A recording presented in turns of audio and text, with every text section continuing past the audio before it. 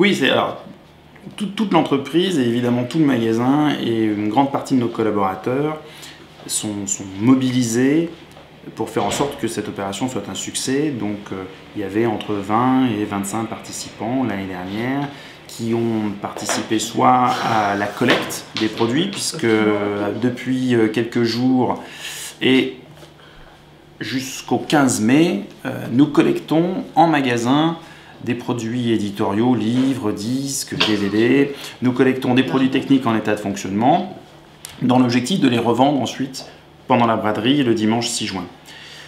Donc là, il y a beaucoup de collaborateurs qui sont concernés par cette collecte. Il y a ensuite beaucoup de collaborateurs qui participent au même titre que les bénévoles du Secours populaire au tri de l'ensemble des produits que nous avons récupérés.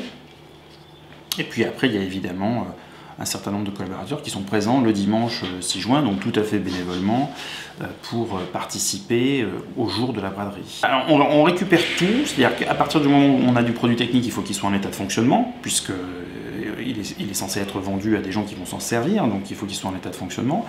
Et ensuite, le gros de l'offre, ce sera de toute façon du produit éditorial, donc du livre, du disque, du CD, du DVD, donc d'occasion par rapport à ce qu'on aura collecté au niveau du magasin. Et puis des produits neufs qui seront aussi vendus à bas prix et qui sont des produits neufs que donne l'entreprise au Secours populaire. Le chèque de 20 000 € sert à financer des activités culturelles et de loisirs pour des familles en difficulté.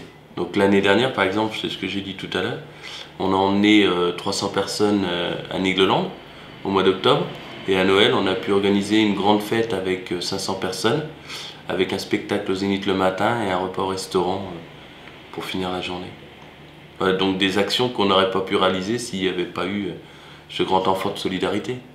Il y a un effort de solidarité matérielle, mais il y a après tout cet argent collecté qui nous permet de développer d'autres actions. Les familles qu'on suit, je pense que se payer une place de spectacle, un concert, aller au théâtre, si le Secours populaire n'était pas là, ce ne serait pas une somme engagée dans des budgets où les familles ont déjà des difficultés à se nourrir, à se vêtir.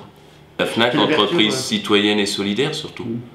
Et on aimerait bien que d'autres entreprises comme la FNAC rejoignent l'association et nous aident à développer d'autres formes de solidarité.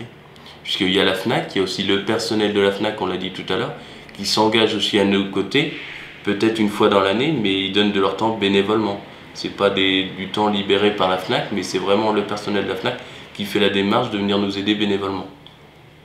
Oui, non, puisqu'il y a une participation, donc on est vraiment dans le non-assistanat. Les familles viennent vraiment acheter un DVD, un CD, et ça c'est dans le cadre de toutes les actions du Secours populaire.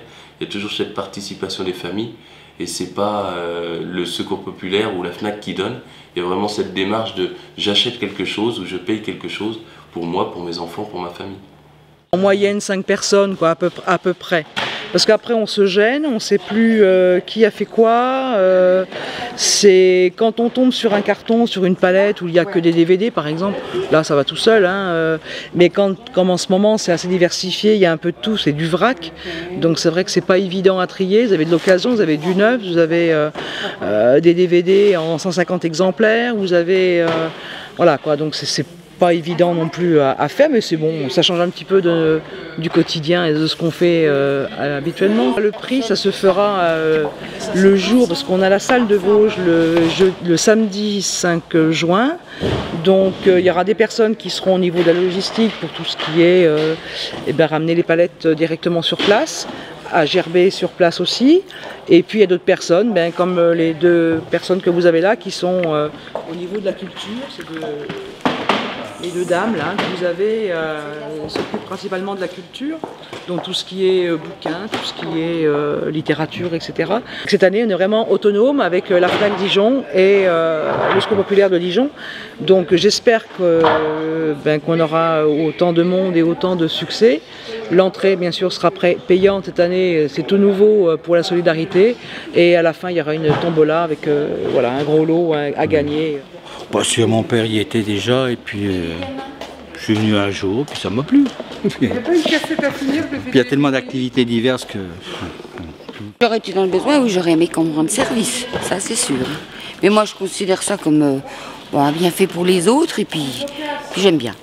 C'est surtout que j'aime bien, c'est surtout ça. Voilà.